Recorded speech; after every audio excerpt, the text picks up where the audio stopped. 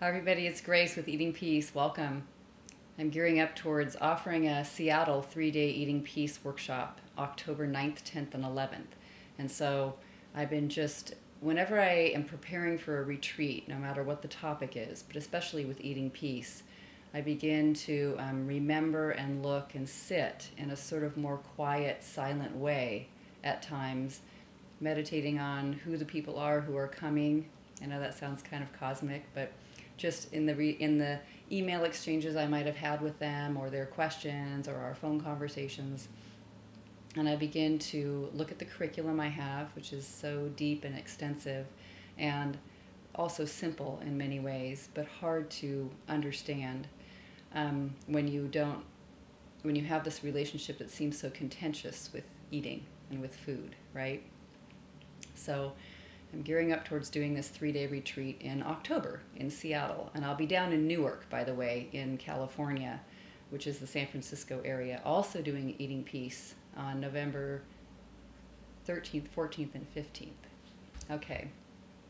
Anyway, enough of that. As I consider these next retreats and sort of open up to that, I was wondering what I wanted to share with you all today. Just as so you can have a sense of peace. I love to give a little drop or a bite or a experience of peace, or something you can do to draw some peace into yourself when it comes to food and eating, which can be so tricky and difficult.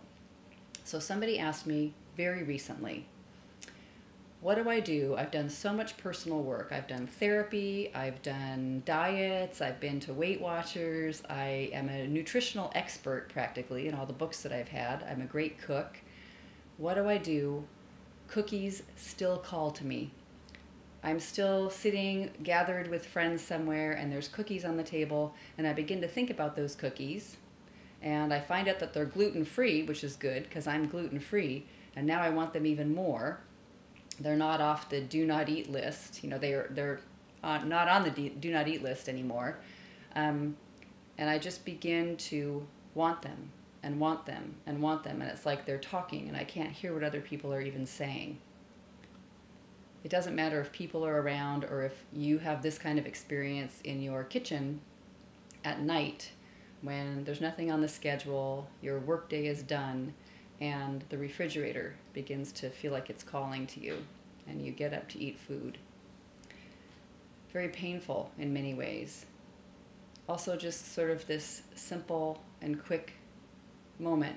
It passes into, I'm going ahead and eating. There might be some sense of war and fighting, and then you just cave in and do the thing. Go towards the food. Go ahead and eat it.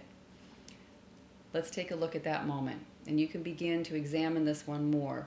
That split second that it happens so fast because the mind is brilliantly quick, where you decide to just go. You might not even decide. You just see your hand reaching out, and the next thing you know, food is in your mouth and you're eating. If you can slow down and stop, this is what I shared with the inquirer who wanted to find out how to work with that. Excuse yourself, go to the bathroom, take out a little notebook. I used to carry a notebook around with me, but it was only this big and it would fit in my purse, to capture thoughts that I was believing. If you are not sure what you're believing, make yourself right for 5 minutes. When I say make yourself, I know that's a command, a directive. It feels like there's a dictator. You've got to do this. Don't look at it like that. Let it be like this added kind of exciting bonus practice, and you still get to go eat the cookie in 5 minutes. All I'm asking or suggesting, inviting you to do, is let yourself have another 5 minutes to explore what's deeper. We think we're so interested in that food, but you wouldn't be here if you really, all you wanted was food and eating. You notice over and over again that it's not satisfying when you have already eaten it. It's not what you really wanted, and you get confused about what it is you really want.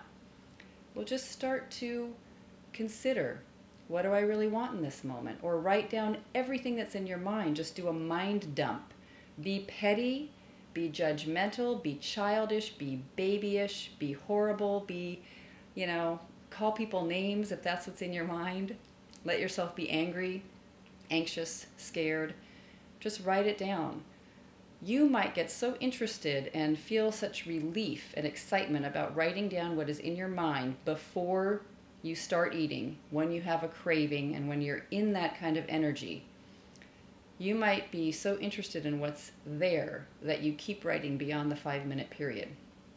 This is not some sort of game or trick to play on yourself to make yourself stop eating that food. So remind yourself of that so the rebellious one doesn't come in and circumvent this practice, this interesting exploration. You are looking in caves that feel like they're hidden. But if you just take a little crack of light into it, you will be amazed. Sometimes people are astonished by how it doesn't take long to begin to find out what you're really troubled by. When you know what you're really troubled by, you can inquire. You can take it to self-inquiry. You can get some support. You can begin to explore further and more deeply.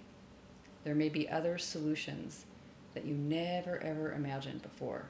So I know I've said it before, and if you've been following me for a while, you'll be like, not the journal again. But here's just one exercise, one way to use the journal.